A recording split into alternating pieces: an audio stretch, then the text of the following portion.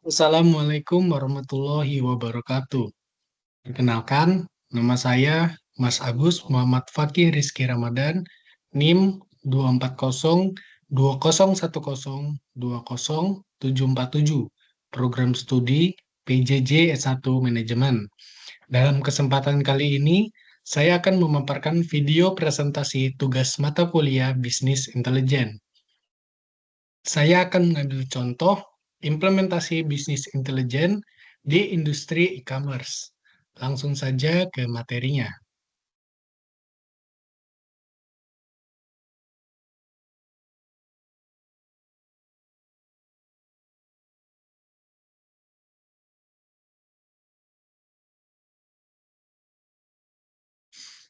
Masuk ke bagian uraian masalah.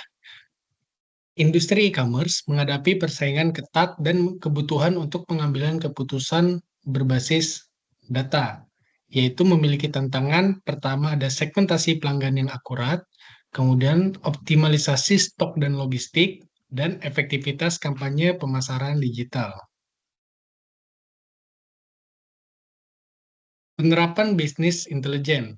Pertama, konsepnya yaitu melakukan pengumpulan, melakukan integrasi, selanjutnya menganalisa dan memvisualisasikan data untuk mendukung keputusan bisnis yang tepat. Tools yang dapat digunakan ada contohnya diberi contohkan di sini adalah Google Data Studio, Tableau, atau Power Business Intelligence. Dan data yang diolah yaitu seperti data transaksi, data pelanggan, perilaku pengguna, dan performa iklan.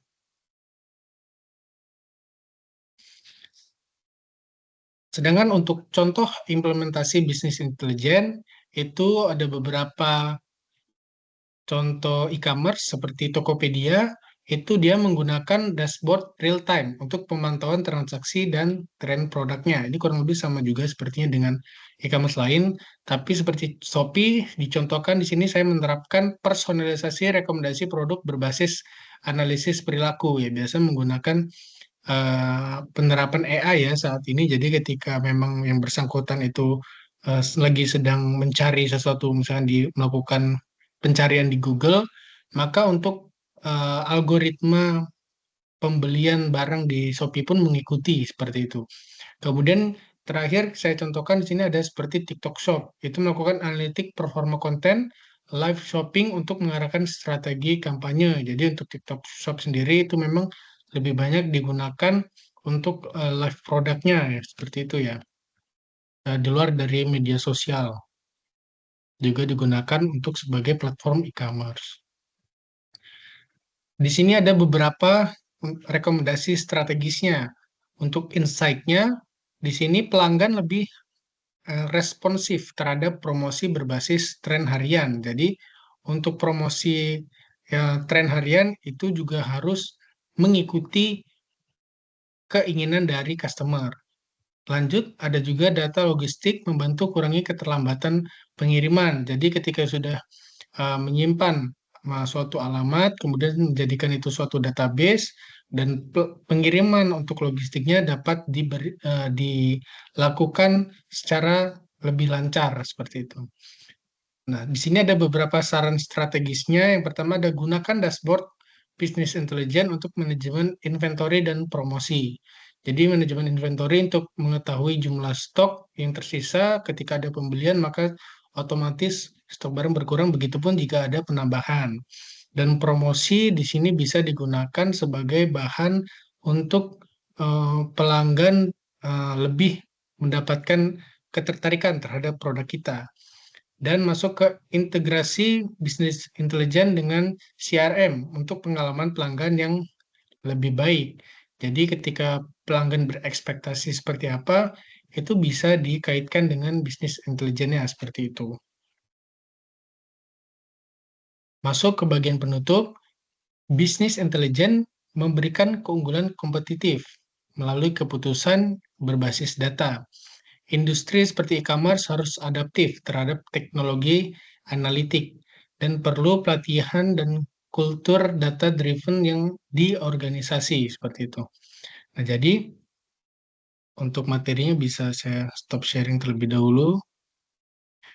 Baiklah, Jadi peran penting bisnis intelijen di sini sangat dibutuhkan, khususnya untuk produk-produk yang diperjualbelikan secara online di e-commerce. Mengapa hal ini sangat dibutuhkan sekali? Karena tentunya bisa menjadi acuan ya, dalam artian manakah produk-produk yang sering cepat laku begitu. Manakah produk-produk yang memang jarang laku. Jadi terhadap produk-produk yang cepat laku ini tentunya bisa kita kasih perlakuan tertentu.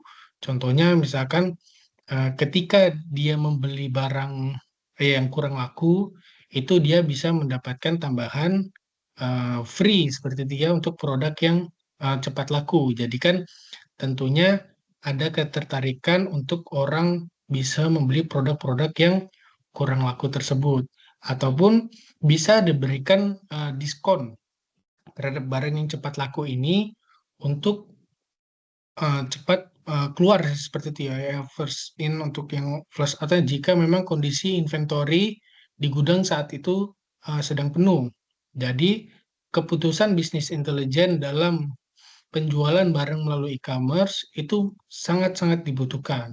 Jadi jangan sampai inventory-inventory yang sudah kita siapkan nantinya tidak bisa berjalan secara maksimal karena kita tidak mempunyai data ataupun tidak ada kemampuan menganalisa manakah barang-barang yang sebenarnya cepat diperjualbelikan dan mana yang lama untuk diperjualbelikan.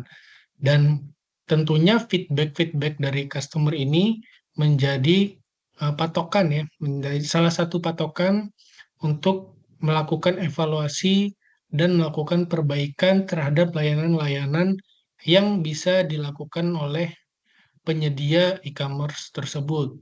Diberikan contohnya sepertinya misalkan dalam janji layanan terhadap pengiriman barang diminta untuk keakuratan waktu. Jadi ketika memang estimasi pada umumnya adalah 2 hari, tetapi jika memang ada keterlambatan di situ, maka bisa menjadi bahan evaluasi terhadap lamanya layanan untuk proses pengangkutan.